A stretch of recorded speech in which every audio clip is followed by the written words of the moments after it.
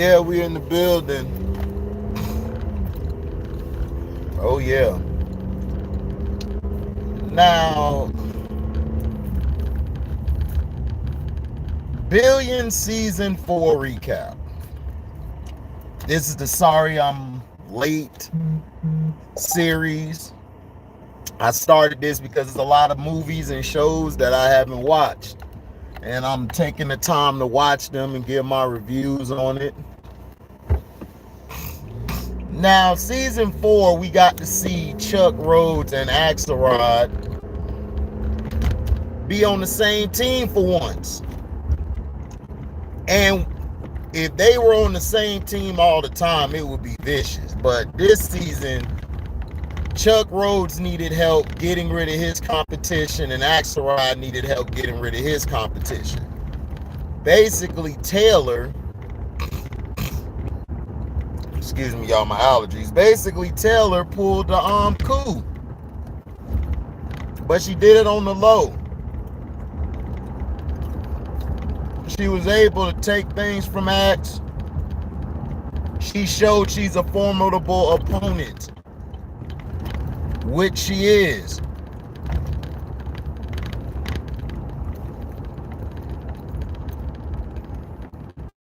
See, Taylor has the brains, the smarts, everything. And she brought in a good team. Then I was upset how they made the black girl. They always got to make the black girl or the black guy gay or the lesbian. For some reason, they just need to put that agenda in there, which was dumb. But anyway, all of a sudden, Taylor is bi now. She's non-binary. That bull it. Now, Axe got in a relationship with another rich person, beautiful young woman, used her. At first, he was cool, but then when she went behind his back and made a deal with Taylor, it pissed him off. He's like, why would you make a deal with my enemy? So I understood what he did, because I'm the same way. I don't pick sides. There's only one side to me. And that's facts. Like I told my homeboy one time, no, I'm cool with you. I ain't cool with them. Whatever you decide, cool. But if you ain't there and it's just them, I'm not going to be there. And then he's like, man, you got to show this. I'm like, I'm not built that way. If I don't like you, I don't like you. I ain't finna do no all being nice and cool for once and then boom, nah. Axelrod wasn't even finna do it. He was gonna let it go, and then he just started thinking, if she cut a deal like this when it's like barely getting hot, how do I know she won't cut a deal when it really gets bad?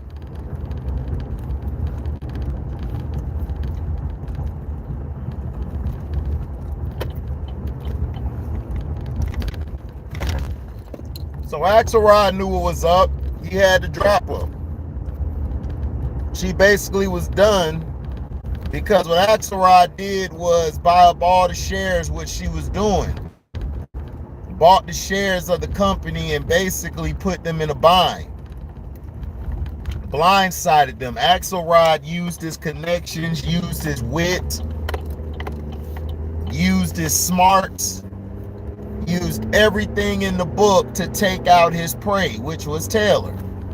Taylor, for as smart as she is, Taylor is lacking.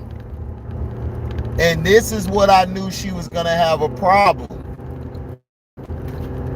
You see, she's very technically sound, but at the same time,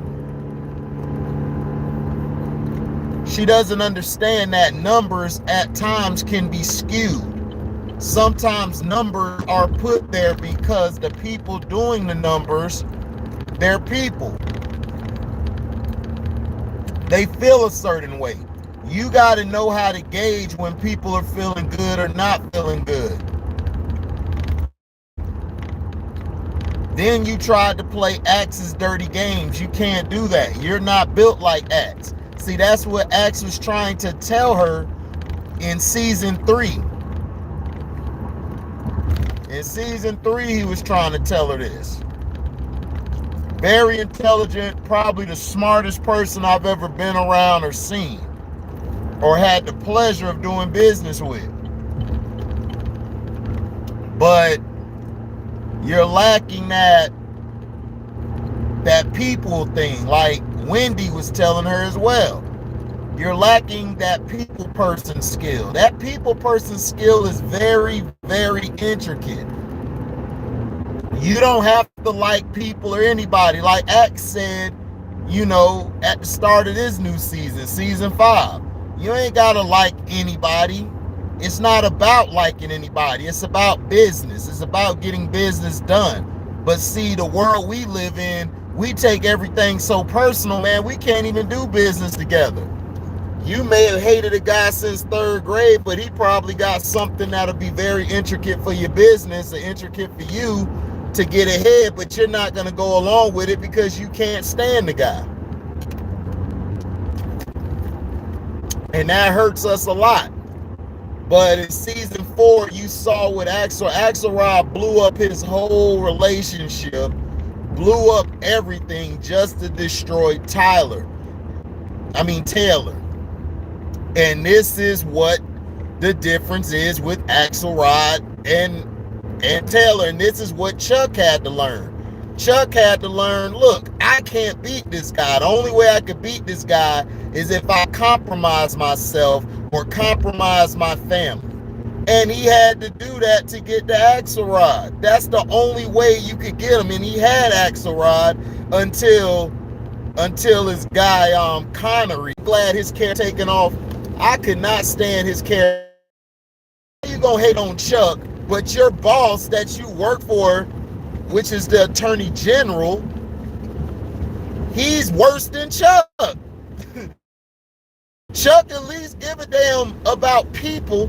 This guy don't give a damn about no poor people, especially blacks and Latinos. Don't even like them.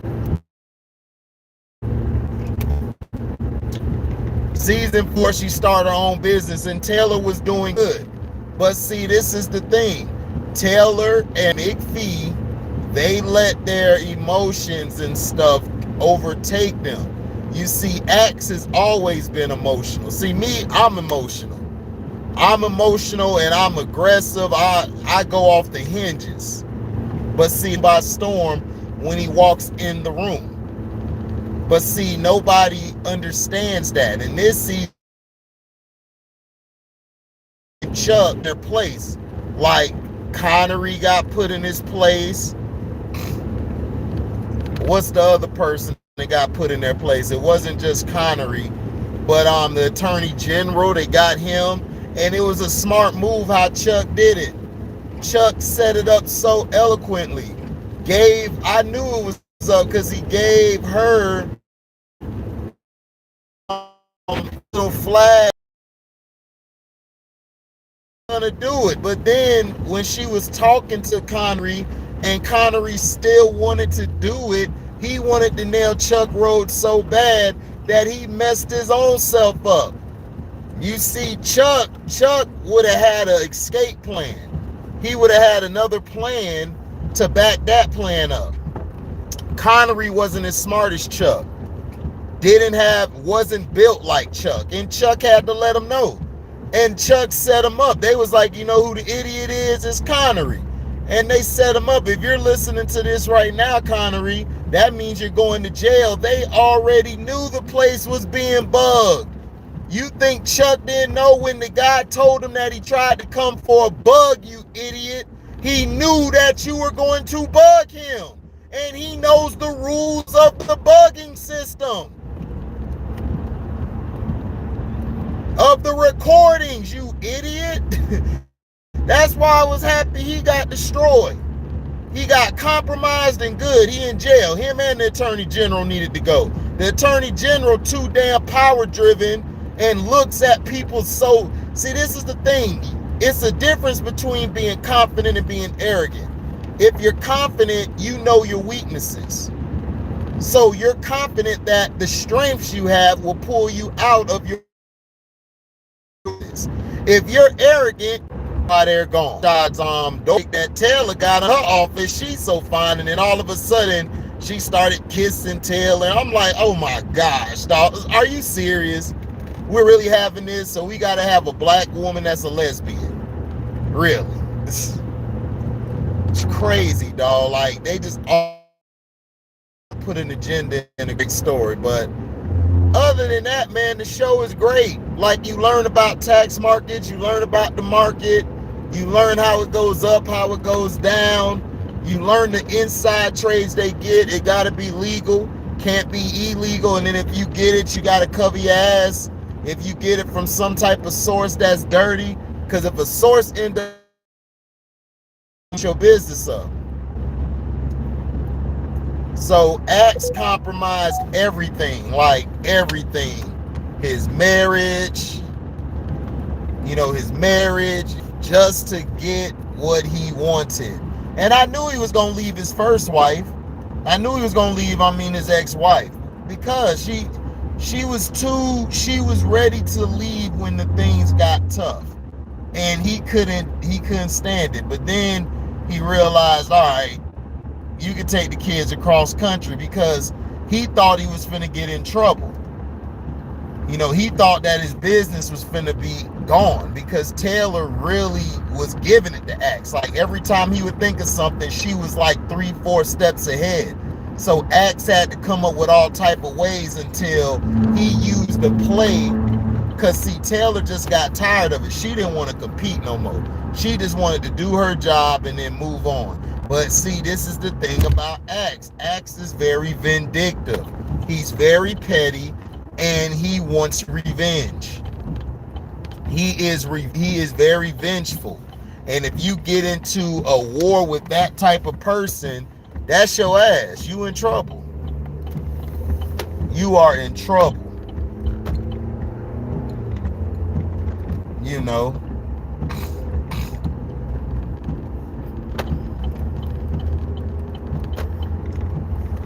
Yeah, the guy went to work for Axelrod Company. Yeah, talking about sparrows. They hate sparrows. Sparrows is off the chain. I like sparrows. Sparrows, he is very confident. He's sometimes to a fault, but he don't care. Because at the end of the day, Sparrow's like, look, man, I still can get women. I don't have to pay all the time. And then Dollar Bill, a trip, he finally got to tap Bonnie. I knew he was going to smash Bonnie. I knew somebody was going to knock Bonnie down, because Bonnie walking around there the way she is. What up, AB? So that's just how it is on the show, man. You got to see two former teammates become rivals, and then you seen two enemies become teammates. You had Chuck Rhodes and Axelrod going at it, destroying everything. And it was great how they did it. You got to see Axelrod, you got to see Chuck Rhodes and his dad, Rhodes Sr., go at it with the Attorney General and Connery, which was the district attorney.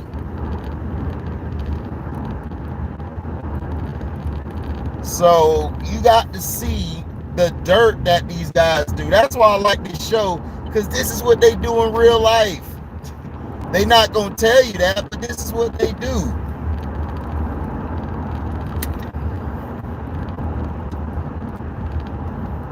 Yeah, I'm talking about billions. But a lot of this stuff on the show wouldn't happen in real life. I'm just letting everybody know, like, Axelrod would have been arrested for a lot of the stuff he did, and the district attorney, Chuck Rhodes, he would have been lost his license and would have never been able to do anything in lawmaking ever again. So all of this stuff is fictional, but some of it is true, like the business side of how they do things. Yeah, that's probably the same that goes on in the world, but nah. So yeah.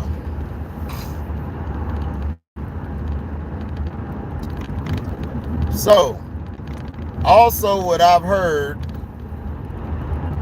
yeah, it's great. It's not even good. Man, I'm on season 5 right now. I'm on season 5, episode 4, AB. I just got one more season to go and I done caught up with Billions. And then I could just go watch The Boys and other stuff. But yeah, you got the Magic exploring a trade, trading Mo Bamba for their pick. I forgot what pick it is. I don't think it's the first pick. I mean their third round. I mean their first. It's not the third pick overall in the draft. It's their 17th pick, I believe. It's the 17th pick, and they're trying to. And the Magic are thinking about trading Mo Bamba to trading Mo Bamba there.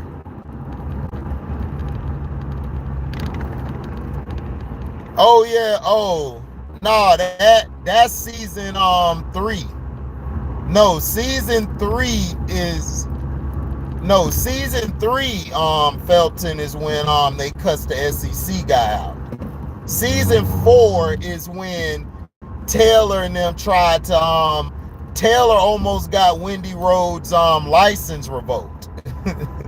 You know what I'm saying? Like, it was dirty, man. It was getting real dirty with Axelrod and Chuck Rose. But the Magic are thinking about trading Mo Bamba for the Rockets 17th pick.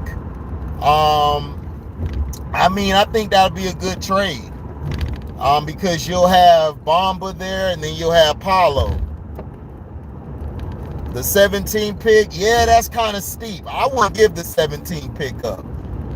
Not for Bamba, because Mo Bamba really ain't do nothing. Like, this year he averaged 11, 8 and something. Like, he had one good day, then he didn't. It's like, come on. What's up, Nene? I got your email, Nene. But yeah. But I wouldn't give up a 17 pick. I wouldn't do that for no damn Bamba. Not for Mo Bamba. For what? Mo Bamba not worth that. I could get a second round pick. I would give up a second round pick for him. Not a first round though.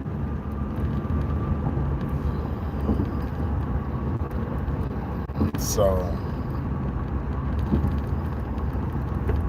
I don't know, AB. I'm not sure what the Rockets are trying to do. Yeah. My boy Cliff, man, shout out to him and Tracy on the Mark show. Come on Monday. It comes on Mondays on Facebook. But they like to trade. I don't like it. I'm like, I wouldn't trade no Mo Bamba for and you know, because Mo Bamba's not all that. I've been watching him in Orlando, but I think he'll be used better with Steven Silas. I think Steve will use him much better. I think he'll fill a void defensively. But you know, AB said he loved their show. Yeah, they crazy. Both of them be off the rails. That's where I got my start at AB on that show. I used to go at it with Cliff and Tracy. I used to be holding my own. Everybody that be in the comment section like, what the hell is this guy talking about? LeBron ain't in his top 100. Steph's not in his top 50. Dirk is in his top 90 something. What? Like, yeah.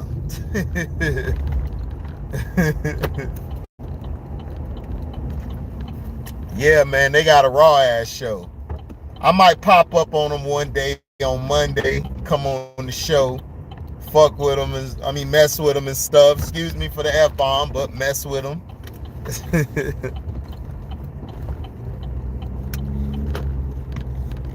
Yeah. She departs. Season 3 is when she departs to make her own company. In season 4, she's going at it with Axelrod, trying to destroy him.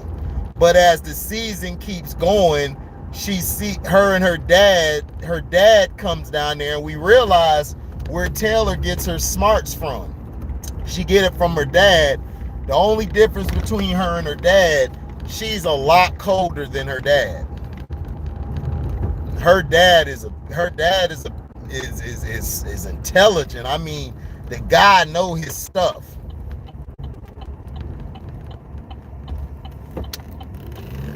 Oh yeah, that's right, AB. We got real love for each other over there because we passionate.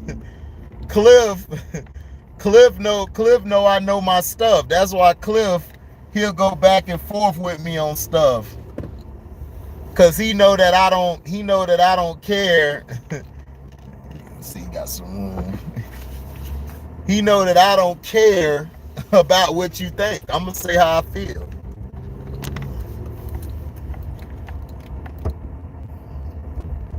Left Taylor company. Oh no, that's her second in command that left. That's in season 5 when the white chick leaves on Felton.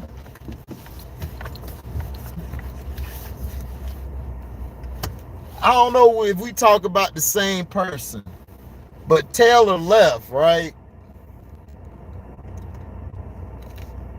Taylor gone.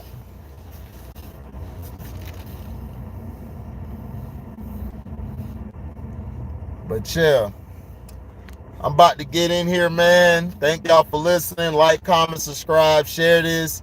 Hit the notification bell to select all to receive upcoming notifications. And if y'all love what y'all hear, y'all could donate to the page by going to the description box, hitting the link in the Cash App. And you can donate whatever your heart's desire. You guys can also super chat. Yeah, she did. Taylor did have a white person. You're right. That's what I'm saying. Season 5, this episode, the last episode I watched, which was episode 3, you know, the white girl left because she's tired of living there. I'm tired of working there. Oh, thanks, Nene. Hope you could cook me breakfast one day, Nene. But yeah, make sure y'all super chat when we have a live or premiere video. And you guys can also leave a super thanks, man, when you get a chance. Thank y'all for listening. I'm out. Deezy.